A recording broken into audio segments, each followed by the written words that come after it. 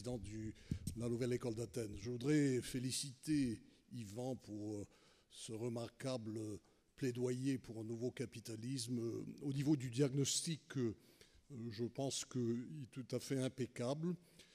Maintenant, la grande difficulté, c'est qu'est-ce qu'on va faire maintenant? Bon, à la fin de l'exposé, tu as bien identifié quelques objectifs à accomplir, mais le comment est la partie la plus difficile.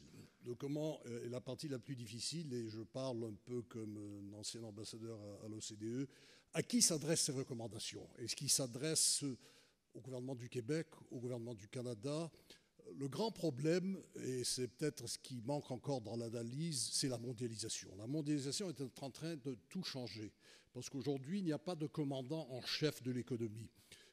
Monsieur Obama ne l'est pas. Monsieur Roosevelt l'était peut-être à l'époque des années 30. Mais aujourd'hui, on n'a pas de commandant en chef. On a des structures qui sont relativement faibles, le G20, G8, OCDE, ainsi de suite.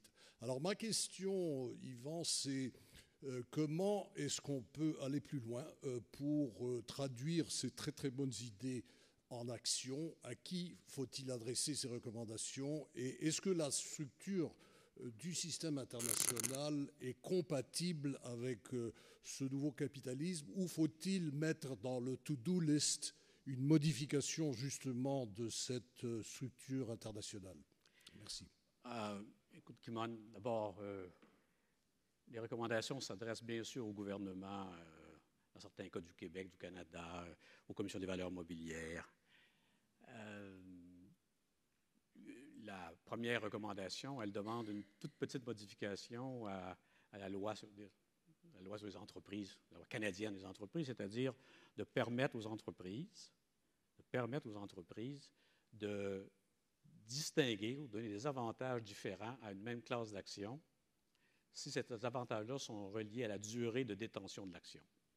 On n'a pas le droit de faire ça présentement. On n'a pas le droit d'avoir de distinction au sein d'une même classe d'action. Mais ça permet de dire, oui, on va pouvoir donc exiger 1 an de détention avant d'eux. On pourrait changer, on pourrait avoir des dividendes de loyauté. Tout ça n'est pas permis selon le texte de la loi actuelle des compagnies. Ça, c'est relativement simple. C'est politique, mais c'est relativement simple à faire. C'est ainsi pour d'autres. Les commissions des valeurs mobilières, on sait de quelles relèvent. Elles relèvent des provinces pour le moment. J'espère que ça restera ainsi. Et donc, elles ont un rôle à jouer. C'est elles qui ont fait beaucoup de pression pour qu'on s'ajuste rapidement. S'il y a une offre qui est faite à une entreprise, on dit, voilà, le conseil essaye d'obtenir une meilleure offre. Voilà. Et donc, le conseil fait ce shopping et puis obtient une meilleure offre et puis dit aux gens, voilà, c'est la meilleure offre que l'on a. Maintenant, on vous la propose, mais au moment où ça arrive, c'est déjà, dépendant des situations, ça peut être 40 de fonds de couverture qui sont maintenant les actionnaires. Vous avez juste regardé le rythme de changement des actions dans Alcan dès que l'offre est venue. Vous regarderez ça. C'est à peu près 30 à 40 des actions qui ont changé de main, au-delà du volume habituel de l'Alcan. Je ne suis pas trop d'accord que les gouvernements d'un pays donné ont perdu toute leur capacité à cause de la mondialisation, etc. Regardez, le système bancaire canadien est bien différent du système bancaire américain. On est à côté, on dit on ne peut jamais faire ça. Et pourtant, à cause de cela, on s'en est bien tiré. On a de grandes banques à charte à travers le Canada. Il y avait des banques très régionales. Bon, éventuellement, ils ont changé, mais on a des organismes de réglementation très intégrés, l'OSFI, enfin le bureau, le surintendant des institutions financières, etc. On a donc un certain nombre de mécanismes qui nous ont isolés de l'impact international américain sur le système financier canadien, relativement. Et d'ailleurs, on a été frappés quand nos banques, les autres, allaient jouer dans les plates-bandes américaines, dans ce genre de trucs-là. Et donc, je pense qu'il y a une petite... c'est exagéré de dire que les pays ont perdu leur capacité d'intervention. Je pense qu'ils doivent avoir la volonté de dire, nous, c'est ainsi que ça se fait. Par exemple, on a des actions à vote multiple ici, il y en a relativement peu aux États-Unis. Il y en a plus qu'on pense, en fait, mais enfin, actions à vote multiple. Je ne sais pas si les investisseurs américains aiment ça ou pas. Moi, je sais que Bombardier avait énormément d'investisseurs américains, de fonds américains qui étaient dans le Bombardier.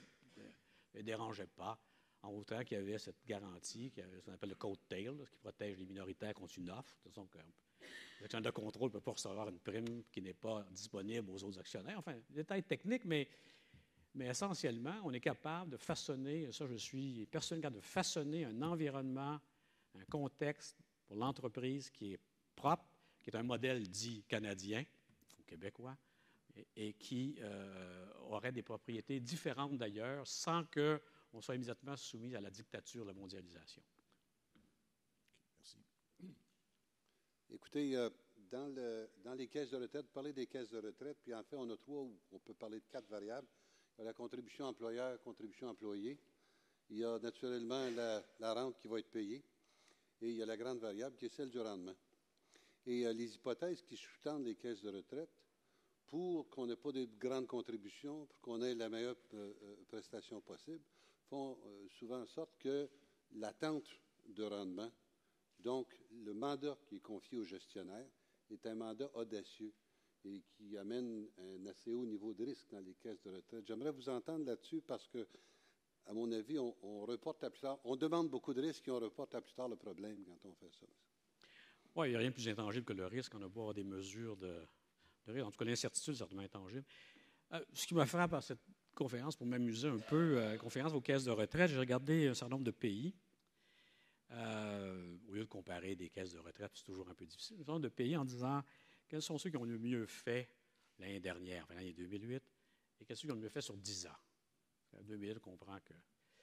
Et le pays qui a le mieux fait l'année dernière est aussi celui qui est arrivé troisième sur les pays de l'OCDE pour 10 ans, incluant 2008, et c'est l'Allemagne. Et l'Allemagne, 65-70% de ses caisses de retraite sont en obligation. C'est un diktat là-bas.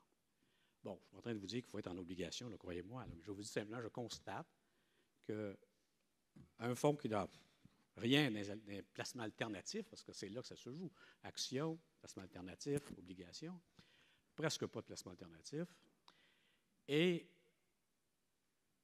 a une telle performance sur 10 ans. Donc, je comprends que sur 10 ans, ceux qui ont le plus mal fait, les États-Unis, d'autres pays pour toutes sortes d'autres raisons, mais les États-Unis, très mal fait, avec beaucoup de placements alternatifs, 20% des régimes de retraite en placement alternatif. Et ainsi donc, en 2007, là, je suis certain qu'en 2007, l'Allemagne aurait scoré bien derrière ce pays-là. C'est facile à voir. Mais sur 10 ans, il est arrivé cette crise. Est-ce que c'est tellement atypique qu'il faut oublier ça? D'ailleurs, c'est un problème pour les gens qui font de la gestion des risques. Est-ce qu'on oublie 2008? Tellement volatile, est-ce qu'on l'oublie? Puis on regarde avant et après, là, mais on oublie 2008. Je pense qu'il y a un danger à vouloir gérer au-delà, à prendre des risques au-delà de notre capacité de les comprendre et gérer. Et encore une fois, la complexité d'un fonds, d'une caisse de retraite, ou d'une entreprise d'ailleurs, devrait être limitée par la capacité de son conseil à gouverner cette complexité-là ou ce type de produit-là. Et je disais à cette caisse de retraite, écoutez, prenez votre